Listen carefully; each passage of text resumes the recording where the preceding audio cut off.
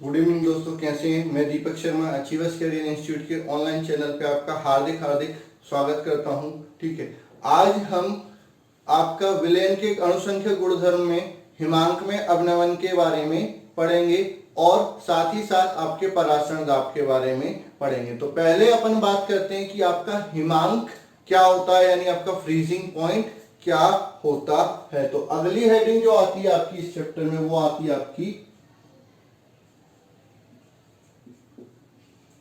हिमांक। ठीक है, क्या आती है? हिमांक। ठीक है, तो क्या होता है हिमांक? ऐसा ऐसा तापमान जिस पर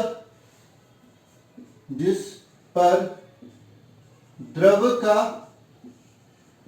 वाष्प दाब उसकी ठोस अवस्था के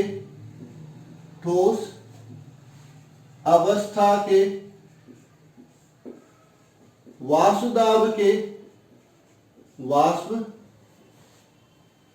दाब के बराबर हो जाता है। उस ताप को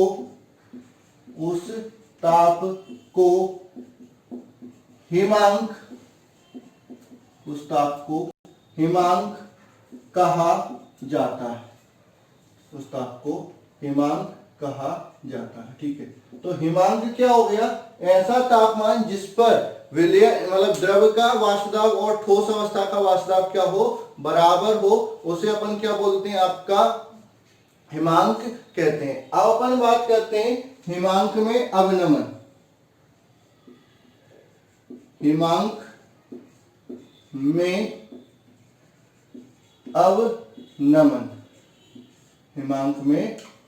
अवनमन। ठीक है, अब अपन बात कर रहे हैं किसकी? हिमांक में अवनमन। ठीक है, तो जब किसी विलयन में अवाष्पशील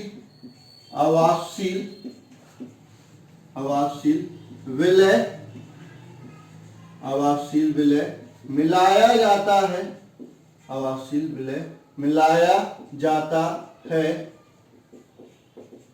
तो वाष्प दाब में कमी आ जाती है, जिसके परिणाम स्वरूप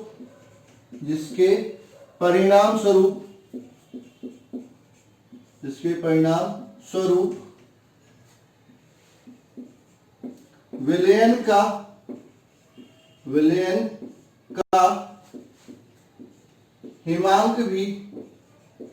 का हिमांक भी कम हो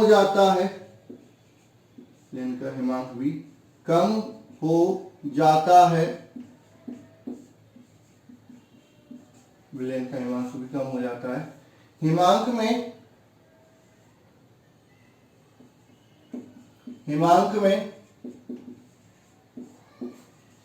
इसी कमी को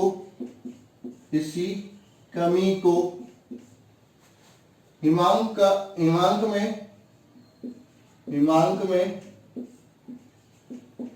अवनमन कहा जाता है।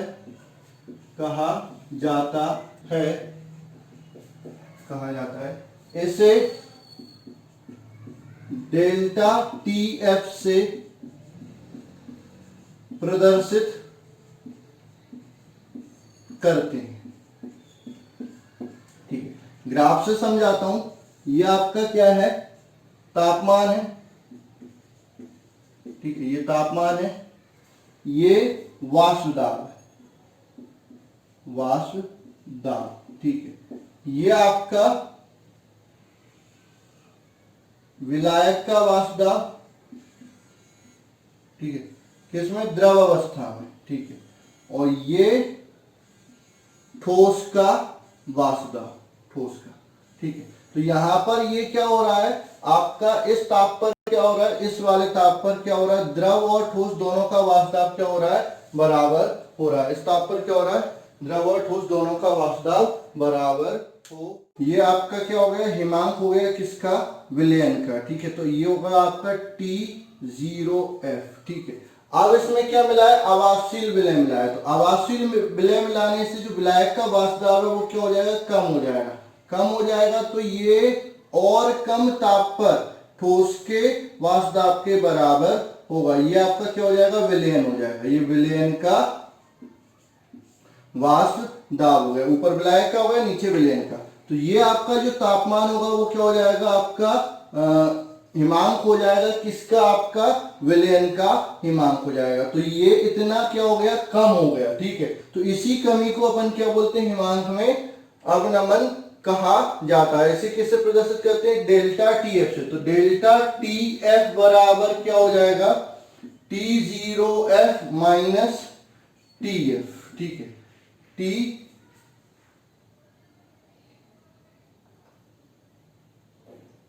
डेल्टा टीएफ क्या हो जाएगा आपका, T0F माइनस टीएफ। तो आपको अगर टीएफ चाहिए तो टीएफ क्या हो जाएगा, T0F माइनस डेल्टा टीएफ, ठीक है।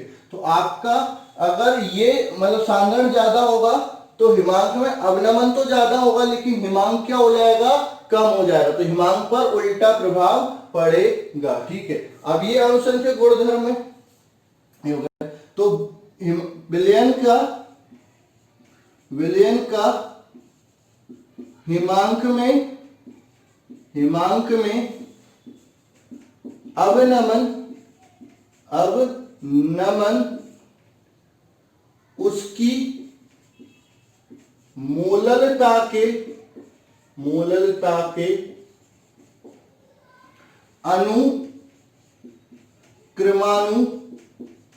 अनुक्रमानुपाती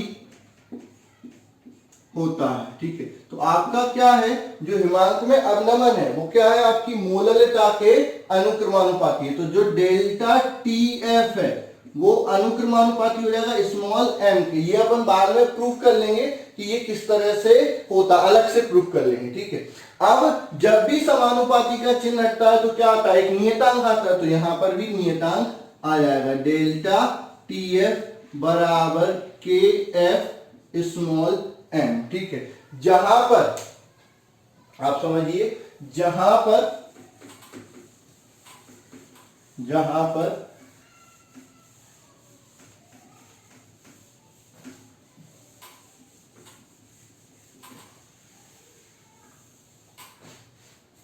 ठीक है, आप समझिए क्या होगा, जहां पर के एफ विलयन का मोलल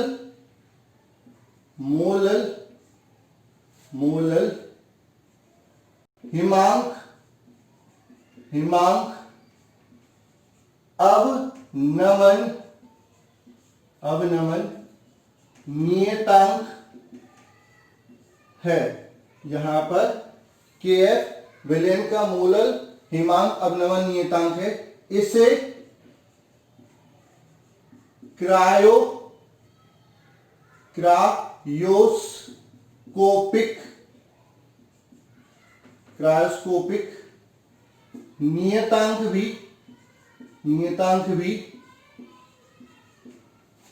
कहा जाता है, क्रायोस्कोपिक नियतांक भी कहा जाता है, ठीक है। तो आपका के एफ बराबर क्या हो जाएगा, के एफ बराबर हो जाएगा delta T F upon small m. अतः किसी विलयन का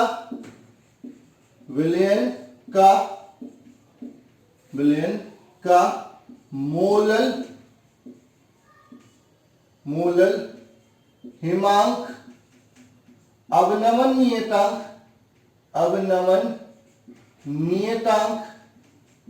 नियतांक उसके एक मोलल विलयन में एक मोलल विलयन में हिमांक के अवनमन के बराबर होता है। ठीक है, तो अगर आप KF को परिभाषित करते हो या मोलल हिमांक अवनमन नियतांक को परिभाषित करते हो, तो किसी एक मोलल विलयन के हिमांक में अवनमन उस विलयन का मोलल हिमांक अवनमन नियतांक कहलाता है। ठीक है, तो इसका मात्रक क्या हो जाएगा? इसका मात्रक की अगर अपन बात करते हैं तो इसकी मात्रक क्या होगा? ठीक है, तो इसका मात्रक, किसका? K का, इसका मात्रक, ठीक, इसका मात्रक क्या हो जाएगा? तापमान का केल्विन, मोलल का मोल प्रति किलोग्राम, तो केल्विन केजी पर मोल इसका क्या हो जाएगा? मात्रक हो जाएगा। तो आपका डेल्टा TF का सूत्र क्या मिल गया आपको? KF into M। ठीक है, जहां M बराबर WB बटे MB गुणित 1000 बटे WA होता है। तो यहां से डेल्टा TF का एक और जो सूत्र आएगा वो हो जाएगा KF गुणित WB अपॉन MB गुणित 1000 बटे WA हो जाएगा। तो ये आपका क्या हो जाएगा? हिमांक में अवनमन हो जाएगा। और अगर वास्तविक हिमांक निकालना है तो विलायक के हिमांक में से हिमांक का अवनमन क्या कर देंगे? घटा देंगे। ठीक है, अच्छा, इसका चाहे मात्रक डिग्री सेंटीग्रेड में हो चाहे केल्विन में हो, परिवर्तन करने पर कोई फर्क नहीं पड़ेगा, क्योंकि ये तापमान में ऑलरेडी परिवर्तन है। तो दोनों का तापमान में जो परिवर्तन होता है दोनों का मान क्या आता है? समान आता है। लेकिन इसमें आपका अंतर पड़ेगा, बस इसको एज इट इज आपको जोड़ना पड़ेगा। अगर ये आपका डिग्री में दिया है तो केल्विन में पहले इसको चेंज करना फिर इसको जोड़ देना, या फिर आपका केल्विन में दिया है डिग्री में पहले इसको चेंज करना फिर ये एज इट इज जोड़ देना। ठीक है, अब आपका आता है सिद्ध कीजिए। अगला जो हेडिंग कई बार पूछी जाती है, ये परिभाषा और ये हो गई। सिद्ध कीजिए कि हिमांक में अवनमन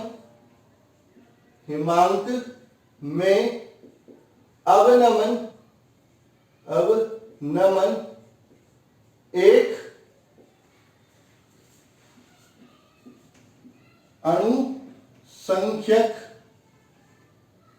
अणुसंख्यक गुण धर्म है।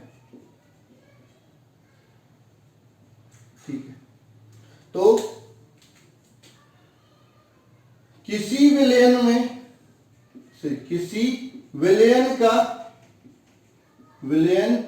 का हिमांक में अवनमन वासुदाब में परिवर्तन के अनुक्रमानुपाती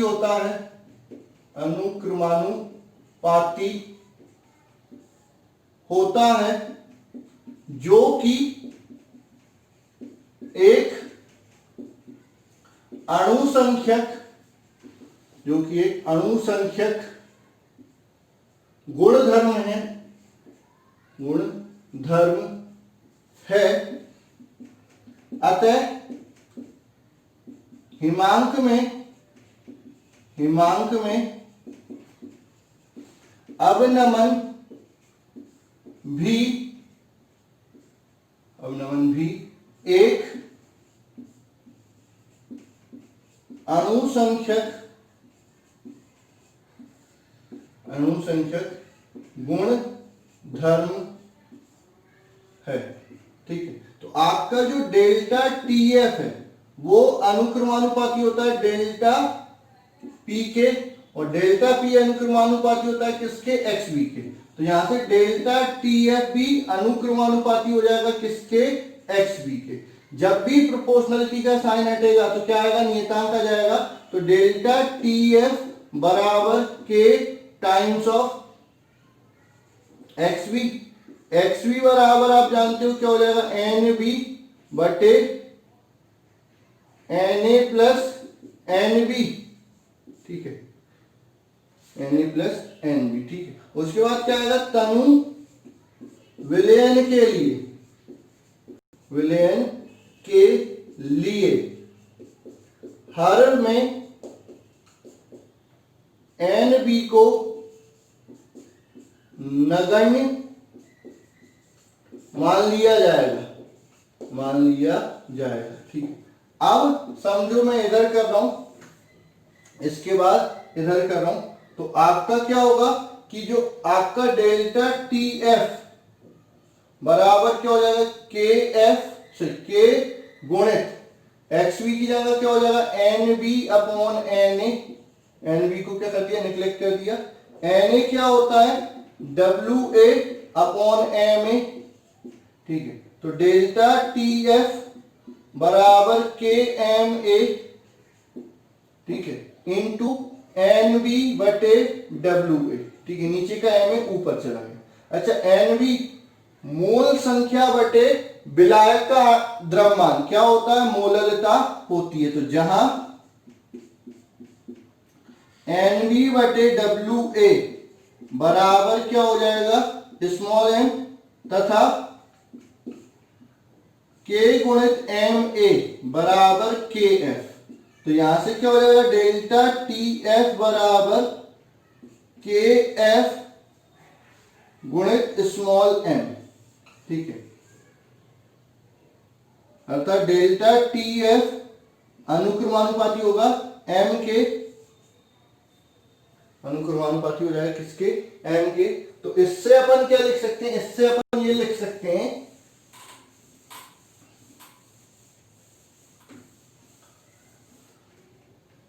इससे अपन ये लिख सकते हैं,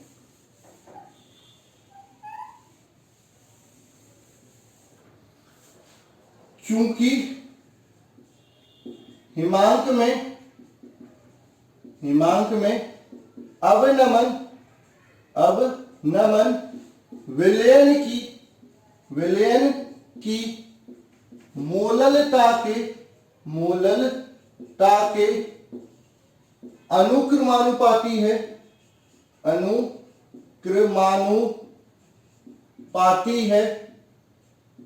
अनुक्रमानुपाती है। अतः वह एक अणु संख्यक गुणधर्म है, अतः वह एक अनुसंख्यक गुणधर्म है। तो आपका क्या हो जाएगा, टीएफ भी अनुसंख्यक गुणधर्म होगा। ये इसकी अपन ने सिद्ध कर दी। टीएफ कितना होता है वो अपन ने कर लिया, उसमें केएफ की परिभाषा अपन ने दे दी। दूसरा आपका डेरिवेशन ये हो गया कि आप सिद्ध कीजिए कि डेल्टा टीएफ क्या होता है, अनुसंख्यक गुणधर्म होता है, ठीक है। तीसरा इसमें पूछा जा सकता है कि हिमांक में अवनमन की सहायता से विलय के आणविक द्रव्यमान की गणना कीजिए। तो अगली हेडिंग आती है, हिमांक में अवनमन की सहायता से विलय के आणविक द्रव्यमान की गणना, ठीक है। तो अगली हेडिंग क्या आएगी,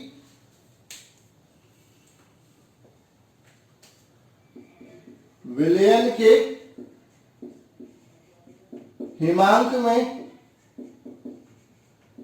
अवनमन की सहायता से विलयन के हिमांक में अवनमन की सहायता से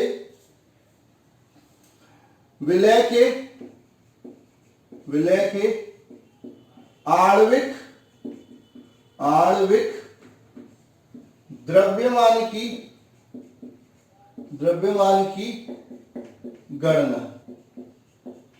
आणविक द्रव्यमान की गणना, मतलब विलयन का हिमांक में अवनमन की सहायता से क्या करना है, आपके विलय के आणविक द्रव्यमान की गणना करना है, ठीक है। तो क्या होगा, हम जानते हैं कि विलयन के हिमांक में अवनमन क्या होता है? डेल्टा टीएफ बराबर के एफ इंटू एम। ठीक है, जहां एम बराबर W B upon M B गुणित 1000 बाय डब्ल्यू। तो यहां से डेल्टा टीएफ बराबर K F W B upon M B गुणित 1000 बटे डब्ल्यू। ठीक है, हमको क्या निकालना? एम बी निकालना। इस एम बी को इधर ले जा, डेल्टा टीबी को इधर ले जा। तो एम बी बराबर क्या हो जाएगा? के एफ डब्ल्यू बी इंटू 1000 बटे delta T F upon W.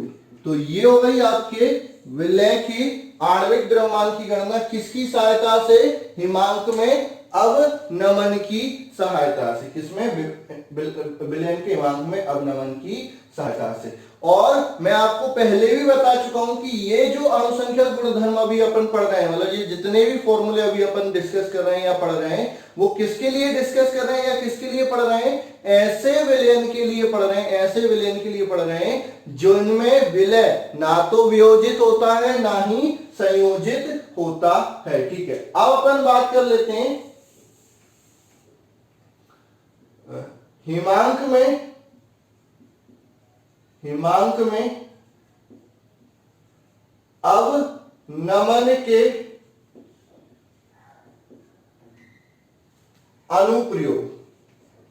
अनुप्रयोग। पहला, शीत देशों में इसका उपयोग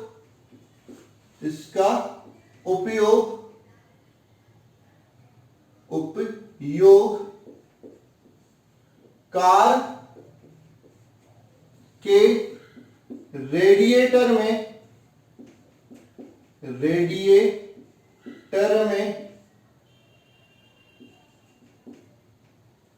प्रति शीतक की भांति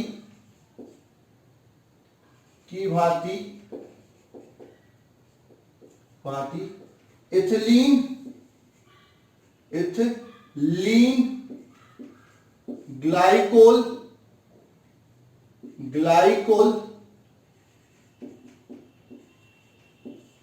का उपयोग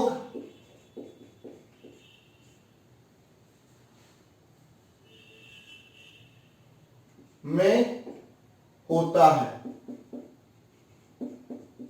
ठीक, आप समझे ये क्या बोल रहा हूं? मैं ये बोल रहा हूं कि आपका जो ठंडे प्रदेश है, मतलब ठंडे राज्य हैं, जहां पर कई बार तापमान 0 से कम हो जाता है। ठीक है, तो जितनी भी कार होती हैं उनमें अगर अपन रेडिएटर लेते हैं, ठीक है, तो रेडिएटर में क्या डालते हैं? पानी डालते हैं, जिससे कि वो कार का रेडिएटर या इंजन क्या ना हो? गर्म ना हो। ठीक है, अब आपका क्या है? ठंडे प्रदेश में तापमान क्या हो गया? 0 से कम हो गया, तो पानी क्या हो जाएगा? 0 डिग्री पर क्या हो जाएगा? जम जाएगा। तो अगर एक बार वो जम गया, ठीक है, तो कार का इंजन भी जाम हो जाएगा, वो काम नहीं करेगा। तो अपन नहीं चाहते कि जो अपन पानी डाल रहे हैं वो जम जाए। तो आप क्या करते हैं? पानी में क्या मिला देते हैं? इथिलीन डाइग्लाइकोल या इथिलीन ग्लाइकोल मिला देते हैं। तो ये इथिलीन ग्लाइकोल एंटी फ्रीज यानी प्रति शीतक की भांति कार्य करता है। तो वो पानी के हिमांक को और कम कर देता है। तो वो 0 से नहीं, उससे कम तापमान पे क्या होता है? जमने का काम करता है। तो प्रति शीतक के रूप में किसका उपयोग किया जाता है? Ethylene glycol. नाम याद रख लेना,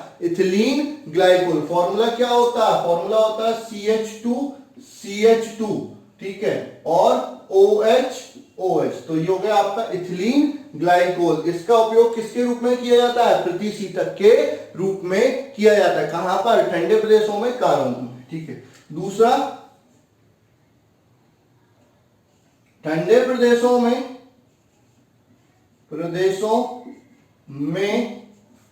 बर्फबारी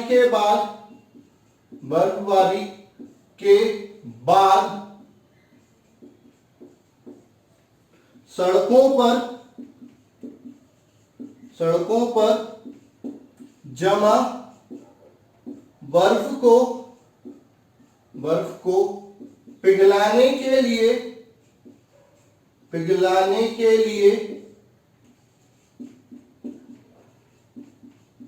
NaCl प्लस KCl के मिश्रण का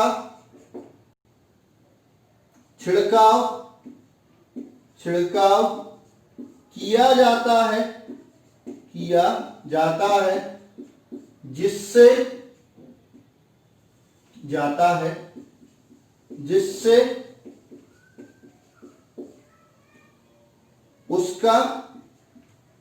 जिससे बर्फ का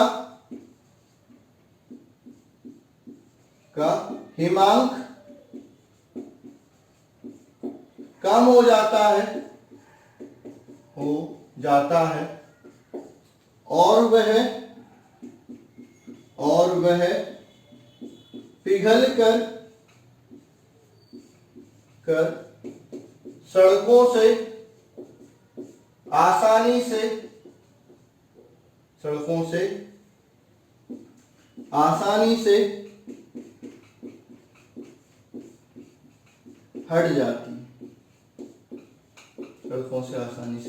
हट जाती है। ठीक है, तो ये आपके अनुप्रयोग हो गए किसमें, हिमांक के अवनमन के। ठीक है, जैसे कई बार बर्फबारी होती है तो सब जगह पूरा क्या होता है, पूरा बर्फ ही बर्फ कवर हो जाता है। अब सड़कों से बर्फ को हटाना, ठीक है, क्योंकि एकदम से बहुत ज्यादा गर्मी नहीं होगी, जैसे बर्फबारी रुक भी गई तो इतनी ज्यादा गर्मी नहीं होगी कि आपकी सड़क की बर्फ अपने आप पिघल जाएगी। तो उसको अगर आपको सड़क से बर्फ को हटाना है तो हम क्या करते हैं, उसके ऊपर मशीन की हेल्प से क्या करते हैं, उस पर NaCl और KCl का मिश्रण छिड़क देते हैं। तो जैसे ही मिश्रण उस पर पड़ता है तो वो उसमें घुल जाता है और घुलने के साथ ही क्या करता है, हिमांक को कम कर देता है। तो जो तापमान वास्तव में वहां पर होता है वो उसके हिमांक से क्या होता है, ज्यादा होता है। तो ज्यादा तापमान पर क्या हो जाता है, बर्फ पिघल जाता है और सड़कें क्या हो जाती हैं, साफ हो जाती हैं। तो ये अपन ने आज पढ़ा क्या, हिमांक में अवनमन।